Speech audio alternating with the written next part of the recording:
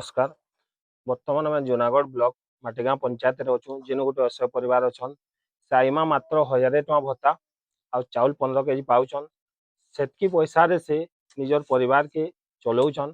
मोर से सरपंच आए गुहारिया तांकर लगी टिके घर आउ तांकर लगी टिके 35 केजी चाउल हेता बेले बहुत भल हेता जेहेतु से निजर दुईटा छुआ फ्यूचर अच्छन तांकर माँ बापा कहीं नाइन से लगी बोली तांकु नित्यान आवश्यक 35 केजी चाउल आउ गोटे घर टे जेनटा गोटे छोटिया घर टे देखियो गोटे घर रे माने दुही छुआ से आईमा रहउछन तांको कमारबार बयस भी नाइन से लगी मोर सरपंच आज्ञा के आ से सरकार के गुहारिया जदि ई जिनिसटा हई पारता टिके घर आ 35 केजी चाउल हई पारता बहुत भल था। धन्यवाद। जय सवारी।